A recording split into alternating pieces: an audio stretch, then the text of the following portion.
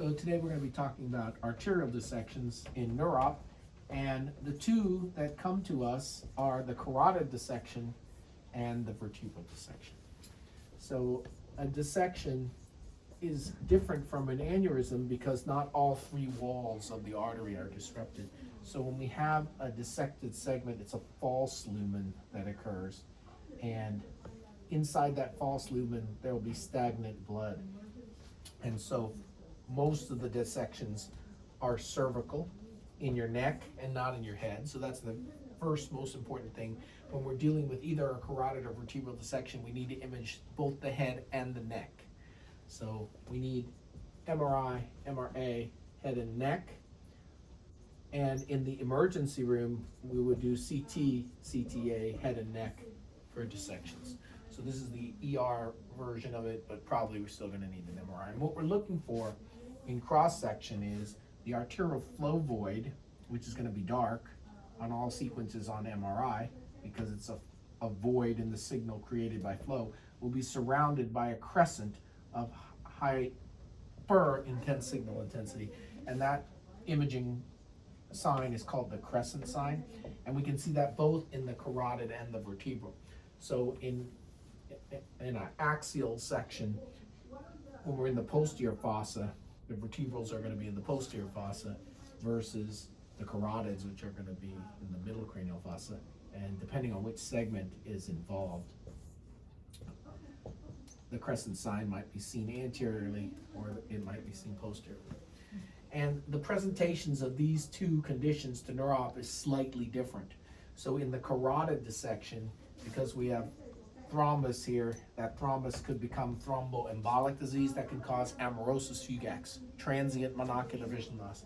And because the sympathetic plexus is running around the carotid, the combination of the Horner syndrome plus transient monocular vision loss in the ipsilateral eye suggests that we have a carotid dissection, especially if it's a young patient who has no other vasculopathic risk factors, or if they've had trauma. So the typical story is trauma, transient vision loss, headache, and they may or may not have neck pain or headache. In the vertebral dissection, the same problem, crescent sign, thromboembolic disease, but instead of monocular vision loss, because the vertebrals meet at the basilar and then end in the posterior cerebral arteries, that's going to produce a TIA in the posterior circulation. So the posterior cerebral artery distribution is the occipital lobe. That produces a transient bilateral, usually homonymous hemianopsia or cortical vision loss. And if it's in the basilar distribution, that can cause transient diplopia. So the vert dissection comes to us with brainstem symptoms and signs. Those are the D's: diplopia, dysarthria, difficulty walking, difficulty speaking, drop attacks. Carotid dissection is unilateral, ipsilateral vision loss, amaurosis fugax. But both the vertebral dissection and the carotid dissection can produce the Horner syndrome.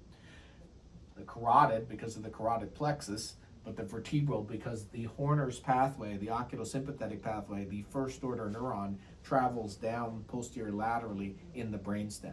So vertebral artery disease can lead to basilar disease. That basilar disease are the little perforating arteries into the brainstem, and that could produce a Horner's. The prototype, of course, is the lateral medullary syndrome, the Wallenberg syndrome, that often has a Horner syndrome.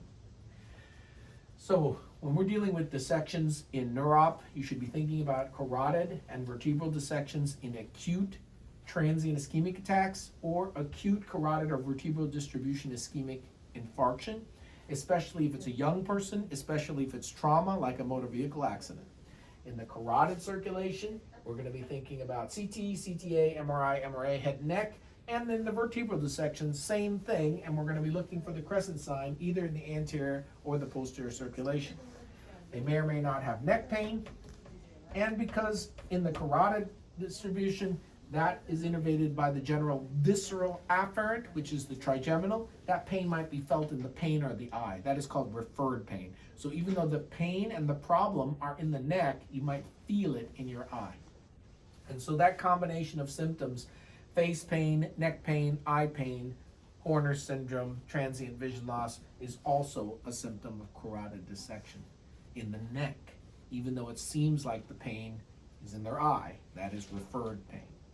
In addition, you need to know about a strange symptom called dysgeusia.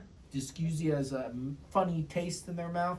That funny taste in the mouth is also a symptom that is associated with carotid dissections, and usually that is from the chordae tympani.